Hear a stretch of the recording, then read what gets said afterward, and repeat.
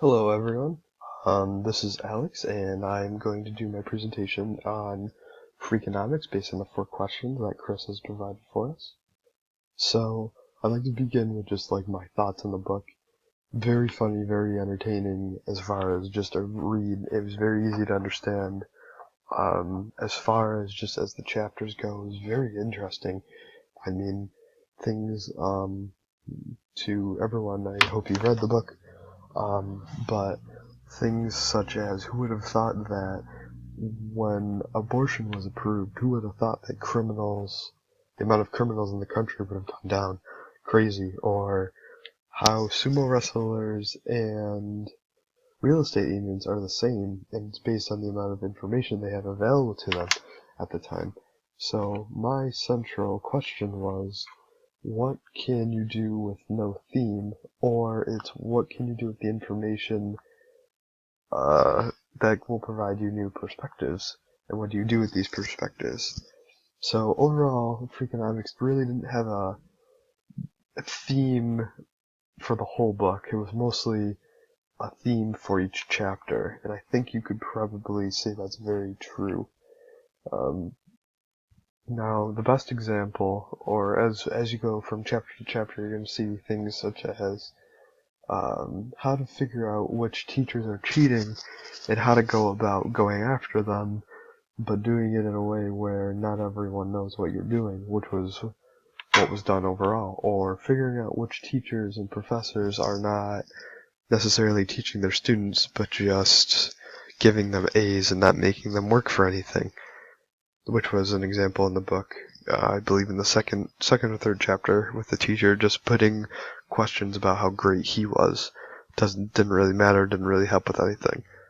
But when there's no unifying theme of the whole book, each chapter kinda set its own boundary or theme. Pretty interesting on each of them. But this allows us to go to my next bullet, which is we get to explore every possibility. Now in Freakonomics, it looks like it's just an exploration of a ton of different variables that, when you put them together, things start to make sense. Such as, let's bring up the sumo wrestlers and the real estate agents. The reason they're the same is because they know how to manipulate information to their own gain.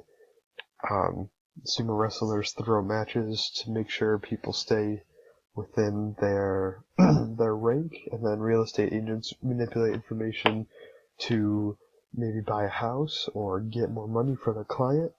That helps a lot. But overall, this is what I felt was just the central idea of Freakonomics. So before I get into the reading, my view on different perspectives is when you're going to go at something, you want to make sure that you talk about it in like a 360-degree view. Now, taking this view, you want to make sure that there are multiple points that you can talk on, that you can understand, that you can see it objectively. And by that I mean very neutral. And also, the most important thing in my opinion is being able to explain it very simply, so that way you're not taking a side, such as like we saw in the Universe of Nothing. 2, when you're looking at a different perspective, you want to make sure that it's very clear as what you're talking about. Such as if you're going to design something, and then you give it to give your product to a machine shop, they have a new perspective of taking it apart and designing it for mass production, and they have to explain it to other people as well on how to make it, and you also have to make sure that they are understanding what exactly the machine or the thing does, so that way there are no problems whatsoever with your overall goal. And my third thing is that when you're doing a perspective, you want to make sure that you take as many variables into account just to make sure that the information you're presenting makes sense. Otherwise, it could be proven wrong. So, now I want to get into what the book starts talking about as far as information goes. So we want to look for correlations. So the three things I brought up was online dating profiles, the Black Disciples, and online dating profiles again. Oops, I can fix that later. But online dating profiles is that a lot of people lie to get what they want, or and it's not it's men and women just trying to navigate the internet to just become happy, which I can understand, but it correlates that they lie. And it's pretty interesting. Now in regards to the Black Disciples, pretty amazing that a lot of drug dealers still live with their moms. Makes sense if you only make between $7 to $9 an hour. Might as well just go work at McDonald's, but that's in my opinion. And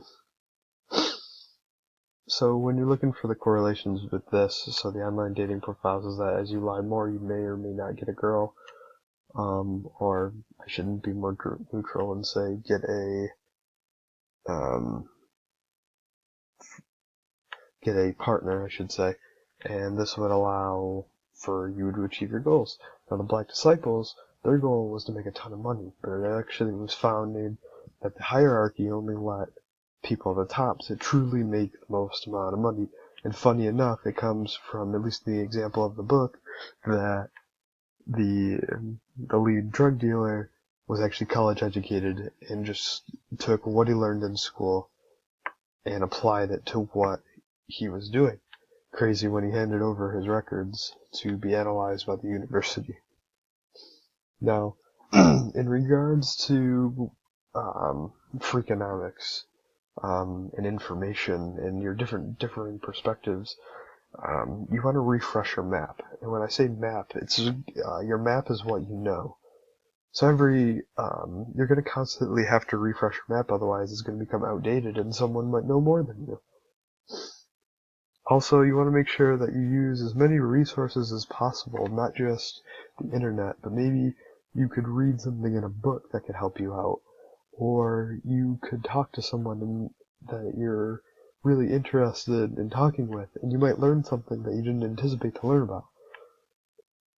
Such as maybe money. Say if you got really interested in learning about money, and then you spoke to a financial advisor, and they think, wow, that's really amazing that you understand all the stuff even before coming to me.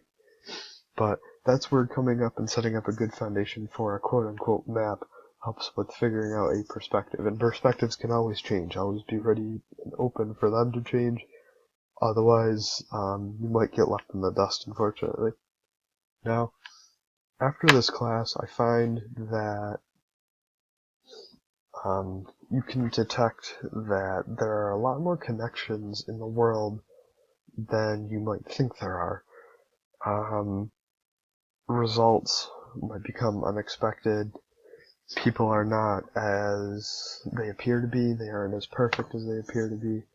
But you want to keep it, be ready for just about everything. But variables can come out of nowhere, or unforeseen actions can happen. But in our world of super high speed, latest and greatest next gadget, you want to make sure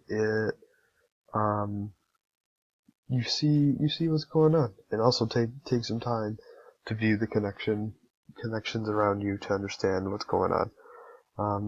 My name is Alex Winslow, and this is the end of my presentation. Please critique me. I'm open to whatever anyone has to say. Thank you very much.